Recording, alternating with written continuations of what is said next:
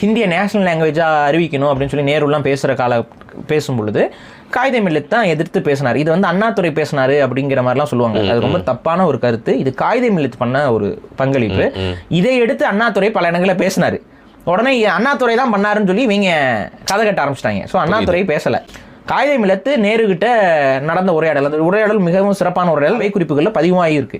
ஹிந்தி தான் நேஷனல் லாங்குவேஜாக அறிவிக்கப்படணும்னு சொல்லி அதில் மறுப்பு இருக்கான்லாம் கேட்கும்பொழுது காயிதே மில்லத் வந்து இல்லை, அது வந்து ஹிந்தி வந்து அறிவிக்கக்கூடாது அப்படின்னு சொன்னோன்னே நேரு கேட்பார் திரும்ப, மிஸ்டர் காயிதே மில்லத் அப்போ வந்து உங்களுக்கு உருதை வந்து அறிவிக்கணுமா அப்படின்னு சொல்லி. அது எதுக்கு அவர் சொல்றாருன்னு பார்த்தீங்கன்னா அவரை பார்க்கறதுக்கு அவர் உருது அப்படிங்கிற மாதிரி சொல்றாரு. ஆனால் அவர் தமிழ் இஸ்லாமியர்.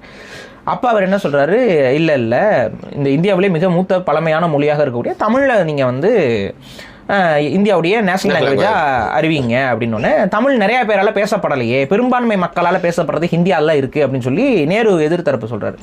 அப்போ நீங்கள் வந்து இந்தியாவுடைய தேசிய விலங்காக புலியையும் தேசிய பறவையாக மயிலையும் எப்படி நீங்கள் அறிவிப்பீங்க? அப்போ உங்களுடைய இந்தியாவுடைய தேசிய விலங்காக நாயையும் இந்தியாவுடைய தேசிய விலங்காக இப்போ பறவையாக நீங்கள் வந்து காக்கையும்ல அறிவிக்கணும். அப்போ எது அதிகமாக பேசப்படுறதுங்கிறது முக்கியம் இல்லை, எதற்கு அதிக சிறப்பும் எதுக்கு அதிகமான ஒரு முக்கியத்துவமும் இருக்குங்கிறத தான் நம்ம சிறப்பின் அடிப்படையில் தான் முதன்மைப்படுத்தணும்னு சொல்லி அவர் சொல்கிறாரு.